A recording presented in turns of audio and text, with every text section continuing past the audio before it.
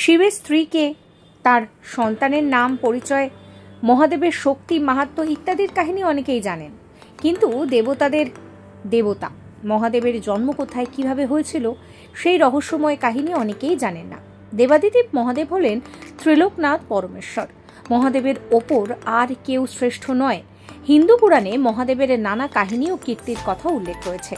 শিবপুরাণ, স্কন্দপুরাণেও মহাদেব সম্পর্কে নানা তথ্য পাওয়া যায়। পৌরাণিক কাহিনী অনুসারে একটা সময় আসে ভগবান সদাশিব ও পরাশক্তির মনে অন্য মানুষ সৃষ্টির মনোবাসনা জাগে।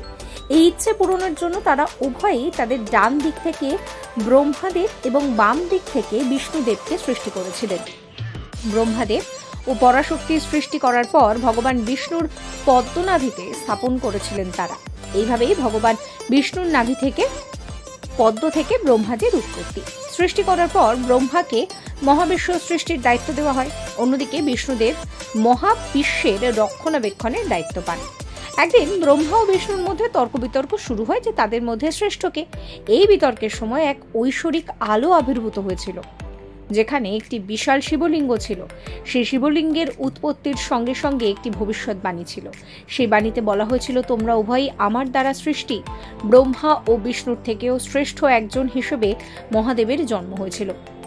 অন্যদিকে বিষ্ণু পুরাণ বলছে, একবার ব্রহ্মা ও বিষ্ণু মহাবিশ্বের সৃষ্টি নিয়ে বেশ চিন্তায় পড়েছিলেন। সেই সময় শিবের আবির্ভাব ঘটে। ব্রহ্মা শিবের মূর্তি দেখে চমকে ওঠেন। মনে মনে ভাবলেন যে এই সুঠাম, শক্তিশালী ও সুদর্শন মূর্তি কার। সেই সময় ভগবান বিষ্ণু তাকে শিবের কথা জানান। এরপর ভগবান ব্রহ্মা ক্ষমা চেয়ে তাকে পুত্ররূপে বর চান। কিছুকাল পর যখন ব্রহ্মা ব্রহ্মাণ্ড সৃষ্টি করতে শুরু করেন, তখন তার একটি সন্তানের প্রয়োজন হয়। তখন ব্রহ্মা ভগবান শিবের এই বর স্মরণ করলে তিনি শিব লাভ করেন। ভগবান ব্রহ্মা সেই শিশুর নাম রাখেন রুদ্র। মহাদেবকে বিভিন্ন নামে ডাকা হয়। বৃহৎ শিবপুরাণ অনুযায়ী ত্রিদেবের মধ্যে প্রাচীনতম মহাদেবী। বলা হয় তিনি অন্যান্য দেবতাদের সৃষ্টি করেছিলেন। শিবপুরাণ মতে তিনি আসলে স্বয়ম্ভু।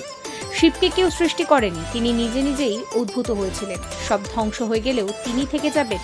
তিনি আদি অনন্তকাল ধরে বিরাজমান। ফলকমল।